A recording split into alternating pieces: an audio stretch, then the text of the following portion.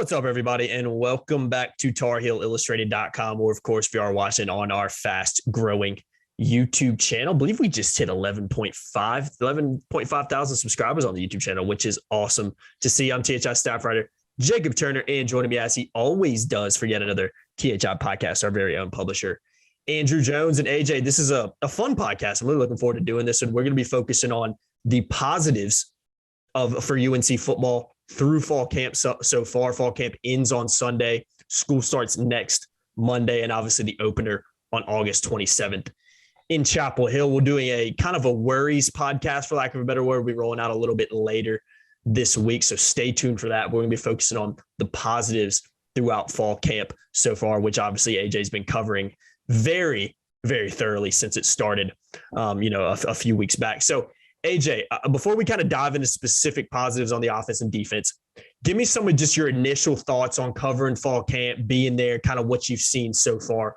from UNC football. Well, I said this when Brandon, Dean, and I did a pod last week, and I think maybe when you and I did one from the Keenan Football Center a couple weeks ago. Yeah, everybody is excited on August 10th, 11th, 12th, 13th. And by the way, fall camp does end Sunday, but this is our last media. We don't get media access for 3 days until Sunday. So it's sort of like finally we can hit the brakes a little bit and add up all the stuff that we've been look able back to put a little together. bit, yeah. And we got a ton of content coming out. I mean, geez, I've probably got 14 feature stories almost either ready or almost ready, and I have more things to write. But yeah, everybody's really positive this time of year. Rice is positive. Fresno State's all fired up right now. Connecticut, which has been garbage for years, they're feeling up. Good right now, yeah. So North Carolina's fired up, right? And they should be fired up. They're fired up because they're really talented. They're fired up because they got Gene Chizik and Charlton Warren. They made changes in the staff. They're fired up because they're a little different on special teams. They're fired up because they got a quarterback battle going on. That always lends to a more intense fall camp when you've got a quarterback battle going on, because everybody in the facility, everybody around the practice fields can see that because they're all affected by it. The offensive guys are for obvious reasons.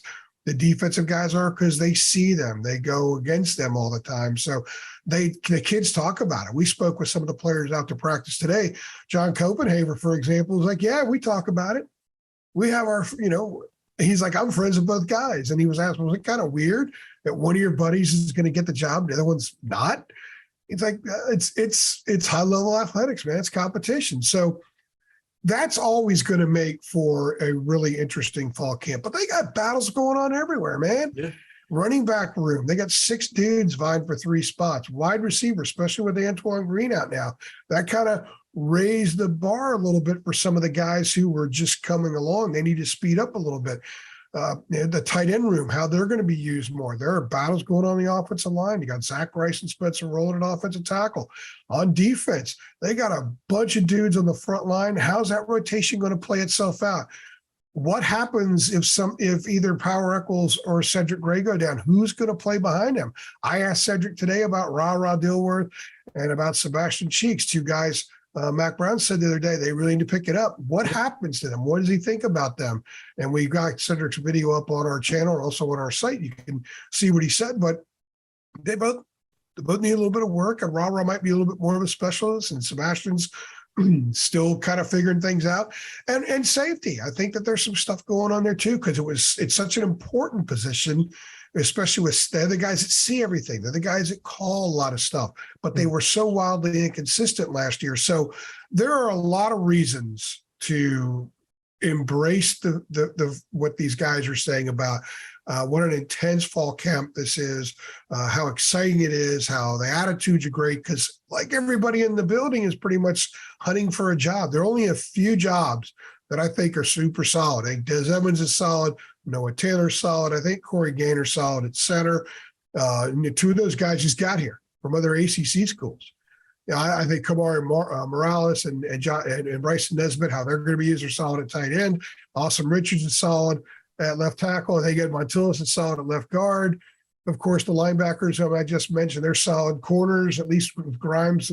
They're still dealing with Duck not being 100%. So there are a lot of question marks. There are a lot of interesting storylines. There are a lot of battles going on, and that makes for a fun fall camp. But the other part of it, Jacob, as I give you the most long-winded answer in THI history, is that I think there's a lot of optimism. Yeah. There's the combination chip on the shoulder and confidence. The chip on the shoulder is how they played last year and how they closed. The confidence has been infused by Gene Chizik and Charlton Warden, what they've done for the defense. And then so much young, brash talent on offense. Guys that haven't been on a field yet and seen guys from another team show them for a player or two, you can't do it. You're not going to dominate just yet. You're 18, you're 19, you still got a long ways to go. So there's a lot of brash optimism on the offensive side. So that's made for, I think, a really fun, interesting fall camp, probably the most storylines I've ever covered of any fall camp at any school. Other than covering fall camp with the Panthers a few times when the storylines were about who's going to make the roster, and that carries for a few weeks. That's never ending until they actually put the final rosters out. But here for college, this is probably the most I've ever seen for a program. And I actually think it's a positive because they're not dealing in most cases with situations where it's the lesser of two evils are going to win a job. These are all, in a lot of these cases, young guys who are really talented have come in and they're pushing other guys. So I think that's really healthy for the program. Agreed. I think it's a big time positive. And that's the reason we're talking about it in this one. Before we move on, kind of getting into the nitty gritty of the podcast and what we're going to be talking about here, I want to give a shout out to our sponsor on this one, myperfectfranchise.net. Guys, prices are going crazy right now. Who the heck knows what the job market's going to look like as inflation continues to go up and the economy, all that uncertainty. But you can take control of your own career path with myperfectfranchise.net. Andy Ludick, he's a long-time Rivals member, diehard college football fan, massive Mac Brown fan as well. And most importantly, he's a franchise veteran, having owned multiple franchises and businesses throughout his career. And using his expertise, he helps others find their American dream through a very thorough and free consultation process. Again, keyword free in that one. So guys, if you've, been interested in opening a franchise, you drive it around, seeing all these different franchises pop up and you always wondered, how the heck can I do that? How the heck can I get involved? How the heck can I take charge of my own career path, become an entrepreneur and do my own thing? Call Andy. It's 100% free and put your life and career in your own hands. Again, 100% free. Can't harp on that enough. So what do you really have to lose? Find your perfect franchise at myperfectfranchise.net. Link is in the description below. And if you do end up talking to Andy, which I highly recommend you should do, make sure you tell him Tar Heel Illustrated sent you. Again, myperfectfranchise.net. Link is in the description below. Big shout out to Andy. Absolutely love him. And we're thrilled to be partnered with My Perfect Franchise. All right, AJ, we'll focus on some positives in this one. I'm throwing a little curveball at you, AJ. We had a little discussion beforehand, and we said, let's just talk about offense, talk about defense. I'm going to throw a curveball at you before we go on the offense. I think this is a big positive. This is something Mac Brown's harped on a lot. This is something Phil Longo's been asked about. This is something Gene Chizik's talked about. Mac Brown has said this is, I'm not going to direct quote him here, but he said the continuity and the belief and just how his staff interacts and gets along and believes in each other is the best he's ever seen, or one of the best he's ever seen throughout his coaching career. To me, that's a huge positive. You can look back throughout Mac Brown's time. He's mentioned it in some of his interviews this year where, they lose these close games and he says that's a coaching error. But he's saying now, we've got such a continuity on this staff that I just really haven't seen before. You've got so much talent. Gene Chizik, Mac Brown, Phil Longo's proven he can do it. I think Charlton Warren's a fantastic addition to the defensive side as well. So for me, that is a huge positive, especially coming from a guy like Mac Brown, who, Hall of Famer AJ, he's been doing this for a long time. This isn't his first rodeo. So for him to come out and say these things, I think is a huge positive Carolina fans should be excited about. Well, as a diehard Eddie Murray fan, I should be able to hit curveballs, right? Yeah, you should be able to handle this just fine. Well, and what's interesting, and we didn't rehearse this at all, I'm actually in the middle of working on a big piece about the chemistry of the coaching staff. Mm-hmm. Max said that this might be the best coaching staff he's ever assembled. So I asked Phil about it, and Phil's been with Mac all 4 years here now, and I asked Gene, who's been around, and they spoke about how the staff works so well together. One of the things that I find interesting, and I haven't really heard coaches talk much about it before, is, when they're going through fall camp, like they have a lot of stuff they have to get through. Some of it is daily because it's about refinement. Some of it is one day they work on one thing and they don't work on it again for another week in fall camp. There's a lot of boxes that must be checked, and some of them have to be checked a lot more than others, like almost on a regular basis. So you then have time to do some of your 11v11 stuff. So what are you going to work on then? They've actually talked a lot in advance about saying, you know what, today I want to, the flyers on me. Jeez. Never a dull moment on the THI podcast. Yes. Kind of weird. It's like I'm next to a that might be a first. That might be a first on a podcast. That might be a first, yeah. Maybe not for like three things, but for this. I think. When you're going to go 11 on 11, let's say Phil wants to work on a couple aspects, but Gene has something totally different in his mind that really won't get value out of Phil wanting to work for that. So they have communicated in advance.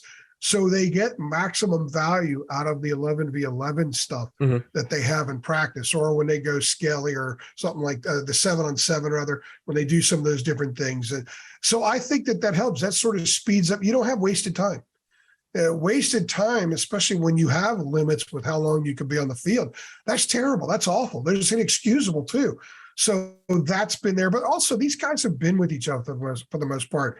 Longo and Bicknell spent a couple of years together at Ole Miss, so they know each other really well. Charlton Warren and Gene Chizik were together before, so there was immediate chemistry when they came on board. Obviously, Gene worked for Mac, was the coordinator when Mac won a national title at Texas. So a lot of these guys have known each other. They're intertwined. They get it. And I think defensively, you've got Warren coming in.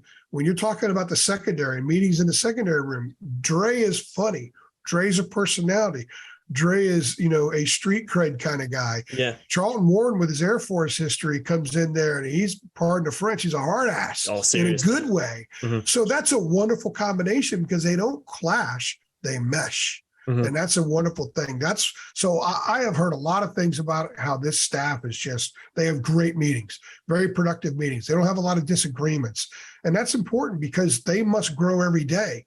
And if guys are not in sync, it slows some of that growth. It stagnates some of that. And I'm not saying that was the case before at all, but I am saying that to answer your question, there's a ton of cohesiveness. They work very well together. There's a tremendous amount of respect, and they're doing a good job at allowing each group to make the other groups better. Agreed. I think a cohesive coaching staff that's on the same page. A lot of these guys have worked together previously too, which I think is a big positive.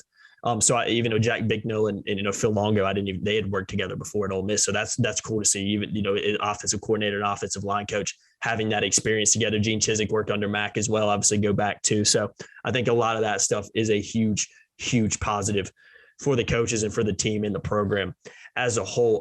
AJ, let's move on to offense. We're going to focus on offense a little bit in this one. For me, a few things that stand out positive wise. I think the running back room's got some question marks with just not a ton of experience, but a positive in there for me is just there's a ton of talent. This is a ton of guys that I think can contribute. Caleb Hood, British Brooks, Omarion Hampton, I think is going to be a problem at some point, whether it's this year or moving forward, who knows? I think he's that good. And I think he's that physical of a specimen where he's going to be a really good player at some point.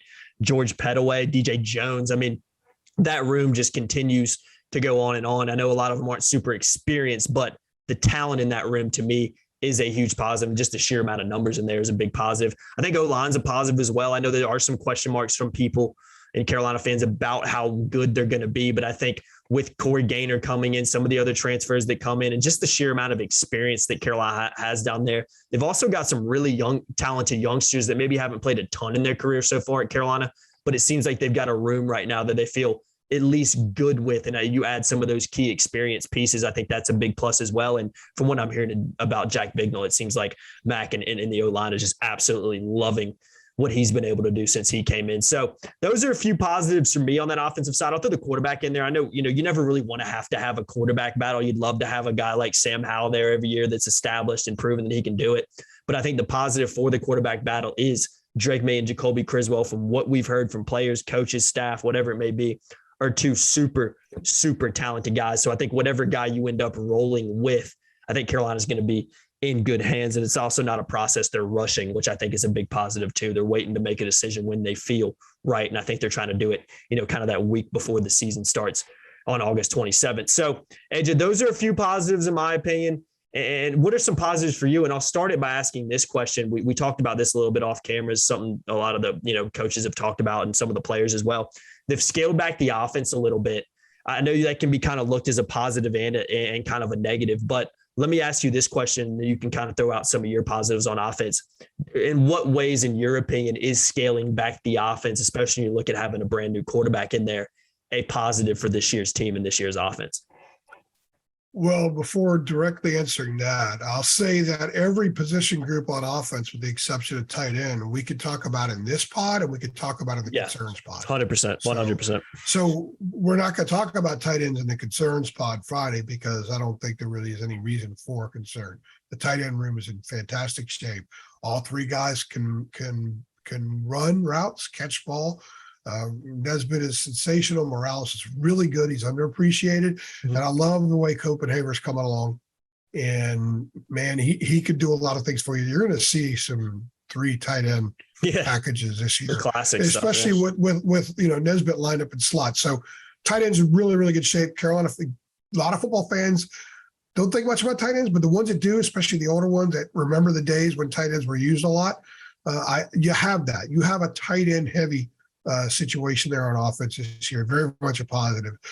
As far as scaling stuff back, I think that, again, that narrative is something that we could talk about today, and we could talk about it on Friday as well when we record the concerns podcast, because and I'll just stick with the positives here because that's our theme, right? Mm-hmm. The positives in scaling back is the reason that's done is because there's a lot of new guys that are going to be out there, a lot of very young guys. And I'm not talking just guys like, Gavin Blackwell. We had Kobe Paysauer after practice the other day. He played 3 snaps last year, and we're getting an interview with him. And they're talking about him as being one of the wide receivers that has really looked good in camp. I think it was the second practice that we were at. He was phenomenal. Mm-hmm. It's like, oh, that's Kobe. Oh, okay. That's good. He's standing out. He's popping every once in a while, but he hadn't done it in a college game yet. So part of this, you have to scale back because maybe some of these guys, even though there's some of the second year ones, it may take a third year for a lot of guys to be able to embrace everything. But I think a bigger part of it, Jacob, is the fact they got true freshmen. Yeah. Andre Green's going to play a lot. It's almost like when the coaches are asked about him, Phil and Mac in particular, they do their best to not say too much that is too glowing, because you know where the end game can be for this guy. 10 years from now, he should be catching 100 passes a year in the NFL, right? But he's not there yet. He's 18. He's a true freshman, and he's going to be asked to do a lot. And I think his role just got bumped up a little bit more with Antoine Green going out. So you want to scale back because he just got there in the summertime. He doesn't know the whole offense. So don't put him in positions where not knowing stuff means he's going to make mistakes and mess things up for everybody else. Same thing goes for running back. Pettaway showed up in January, but Hampton showed up in the summer. So 2 of the 3 star talent, supremely talented skill guys on offense just got here.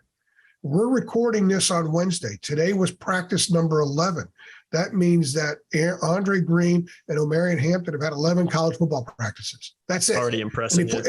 And they play a game in 17 days. Mm-hmm. So you can't run the full package with those guys, even though they did a lot of stuff with the PLPs in the summer, the player-led practices. You've got to pare it down some and then add to it when they can take things on. And the positive here is they're really good. Mm-hmm. This is a different level of true freshman than North Carolina's seen in a while. And they're all over the place. It's not just a couple of spots. Zach Rice is legitimately battling for the starting role at right tackle. It's a legitimate battle. So you've got 4 true freshmen who very well could be on the field on the first offensive series against Florida A&M. So you have to pare it down. Paring it down, I wouldn't be too concerned about, because those first 3 games, they should win. I know that at Boone is going to be tough. I think at Georgia State could be sneaky tough for this team, but with its talent level, you're in year 4, Mac Brown, you should win those games. So let's say they run 80 offensive plays each game.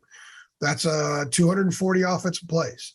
So these kids are going to have, and then you have the open week, and then you prepare for Notre Dame. So they're going to have 4 weeks once the season starts to learn a lot and get up to speed and be able to add things to the offense, to start adding on a lot of the bells and whistles that Phil Longo likes so much. Mm-hmm. But you know what? Football is still a one-on-one game, Jacob. It's all a matter about winning your battles and about being better than the other guy. And you could be very, very conventional, but if you're more talented and your guys execute better and don't hurt themselves with penalties or turnovers, they should have success.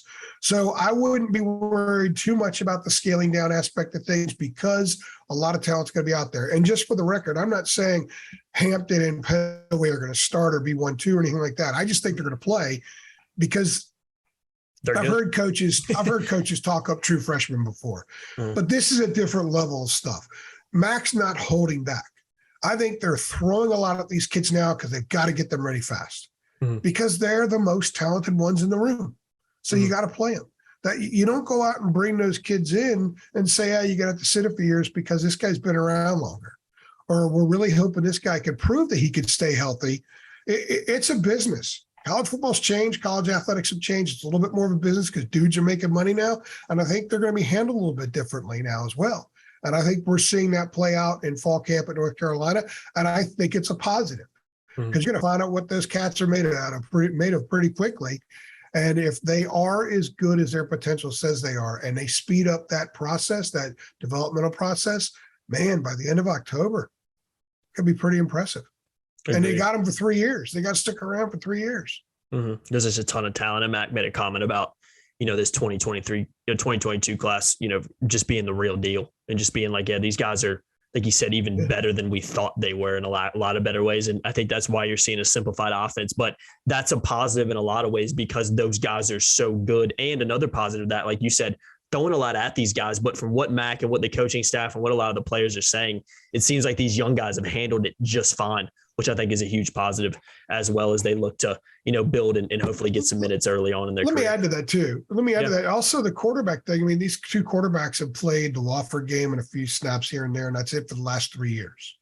So part of it's them as well, but I think that you scale it down now and work on that now. So they know this is the offense they're going to have when they go into Florida A&M, when they go to Boone, when they go to Atlanta. And like I said, you add for the other guys, but you add for the quarterbacks as well. You want to see how they work. If you're going to take advantage of the things that the freshmen do well now, you want to see how that is in sync with the quarterbacks. Because if you're going to have Andre Green playing 40 snaps and running 20 routes and being targeted 7 times, where's that chemistry? Where is the same thing with the quarterback throwing to Pettaway out of the backfield? Pettaway can catch the ball out of the backfield. Get that kid the ball in space and he can move. So I think, the RPOs, how many RPOs do you need to run when Hampton's out there? Do you just, what? Sometimes it is about just winning your battles, and we're going to run this package, and it's going to be O'Marion Hampton left, O'Marion Hampton right, see if the line can block for him, if the defense can stop him. I know that down the road it'll be like that a lot maybe, but it might be like that early on. Find out what you got. And I think that they think they have something special with some of these kids. So, and it's with the quarterbacks too. They love the quarterbacks. I think that Mac is firmly convinced that both Jacoby and Drake can win a lot of games in a Power 5 program.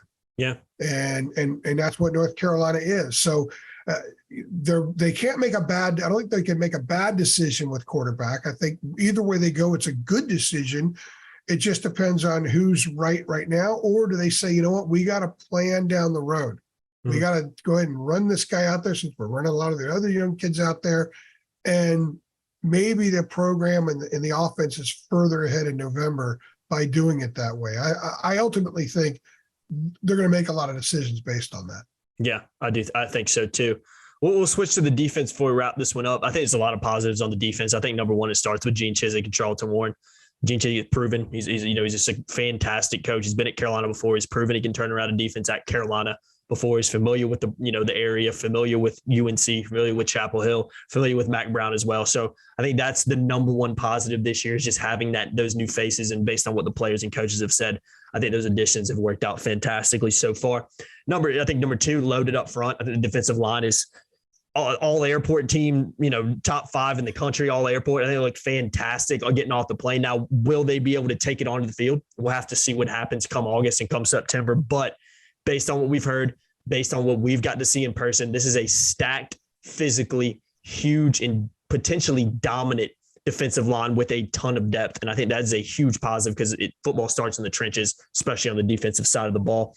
And I think another one too, AJ, a little bit more simplified of a defense from what we saw from Jay Bateman. No disrespect to the previous regime. That's something this coaching staff and these players have harped on a ton since spring ball, really. Simplified defense, letting guys be guys, or like we like to say, letting dudes be dudes, because this defense, and I'll throw this fourth positive in there as well, there is a ton of talent on this defense, a lot of guys coming back. So I think the defense as a whole, you could look at so many different things, so many different positives, but I think personally for me, and we'll talk about the negatives in the next podcast, I think there's more positives on the defense than there are negatives, at least in my opinion. Yeah, there are some things to be concerned about. Yeah, definitely. And we'll hit on that Friday. But the things that I really like about what we've seen so far from the defense is the guys, they're glad that they're in this system now and not in the one before. Yeah. Oh, yeah. And it's not about respecting or disrespecting the previous regime there on defense, Jay Bateman. It's just that the guys are saying it themselves. So we talked to Des Evans today.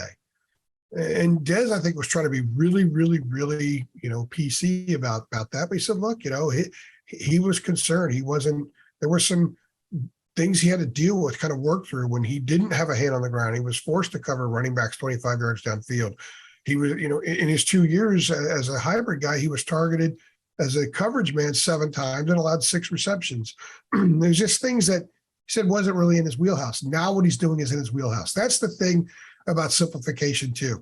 I have a piece that we ran Wednesday morning, 5 is better than 15. Gene Chizik has told these kids, I want you to be really good at 5 things and not okay at 15. Maybe previously, let's cross-train the hell out of you. So you're okay. You can handle 15 things, but maybe not really good at that. I think that's part of the simplification. The simplification is when they run their checks on defense and they communicate, it's not just one voice, it's multiple voices, but one voice can override the other voice, depending on circumstance, depending on alignment, and they're taught to recognize that. They're getting in one call from the sideline, not multiple calls, and then you got to figure out which one to embrace, all in pre-snap.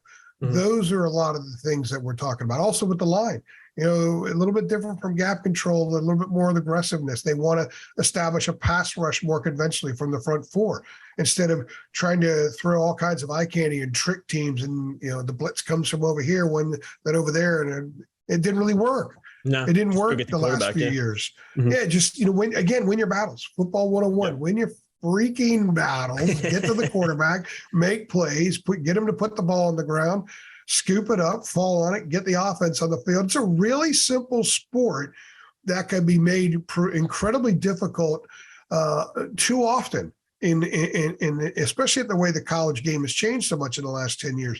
Gene has said several times, defenses cannot out-scheme modern offenses. So don't try. Yeah. Just be really good at the basics, be really good at tackling, and search for inches. And I have a piece coming up next week about searching for inches. It's basically, if you're ready when the ball snaps and you read things correctly, and there's not the mental fog that slows you at the first snap, and your break as soon as the ball snapped, you're gaining a few inches that they didn't have very often last year. And because of that, maybe you hit a guy and it's a 4-yard gain instead of a 12-yard gain, or shakes you completely and runs 40 yards in the end zone for a touchdown. The inches are huge on a first down play being 3 yards instead of 7 yards. That changes everything. It's huge on getting that third down stop, a yard short, forcing a team to punt or use their stupid analytics or something like that about, we better go because the computer says to go. Yeah, that's how it works. You put teams in situations to have to make those decisions more when you can search and find those entries. And that's what they're doing on defense. Everyone to a man has spoken very positively about it. And then with the individual guys, when you hear everyone talk about Des and just rave about how Des Evans has changed because he's back home playing the position he needs to, then I think that's real. When the guys talk about how they love Noah Taylor and he's a leader in that room and he's unleashed in this defense, and he told us today, He's gone around and played 5-6 different spots at Virginia. Now he's the Jack. He knows what he's supposed to do. And he's going crazy trying to do that in practice every day. Those to me are all positives. And you mentioned the defensive front. I'm going to go there with that as well. Oh, very quickly. Powell Eccles, beast. Yeah, big time. Carolina's got to keep those two linebackers in the middle healthy. If they do, they're going to be in really good shape at middle linebacker. If they don't, we'll talk about that Friday. The front line, it's really deep. For the first time today, we started hearing about Travis Shaw absolutely being in the rotation. The reason I bring that up, he's ridiculously talented. He's 5-star stuff. He's probable NFL guy down the road. I don't think there's any doubt about that. But there's so many guys there. Carolina doesn't need him to play 40 snaps against Florida A&M and a month later against Notre Dame. He can come along. But he is coming along in practice, and he's really starting to catch up to some stuff, and he's going to be in that rotation. But they're not going to be relying on him. And that's what I think is so good about that defensive front. They don't have to put Dez out there for 65 or 70 snaps. Ritzy, Miles Murphy, Travis Shaw, Kamen Rucker. These guys are going to be fresh throughout because they can all play. There's not much of a drop-off. And some of them can move around. Ritzy can line up in 3 technique. He can line up at rush end. And the front line is just loaded. There's a lot of different stuff they can do. And I think you're going to see a better pass rush from the front line. And I think because of that, you're going to see everything else come into shape. We'll hit on some of the concerns because there are concerns on defense as well. We'll do that on Friday, Jake. Yeah, we'll hit on those on Friday. AJ, awesome stuff here. Really enjoyed talking about the positives throughout fall camp so far. AJ's been doing a ton of coverage. Make sure you guys head on over to TarHeelIllustrated.com and check that out. Link below. And quick shout out to MyPerfectFranchise.net. Shout out Andy. Click the link below to set that up. 100% free consultation. What more could you ask for? I've been Jacob Turner. He's been Andrew Jones. Make sure you like, share, subscribe, and hit that notification bell as well. We'll see you guys in the next one. Thanks.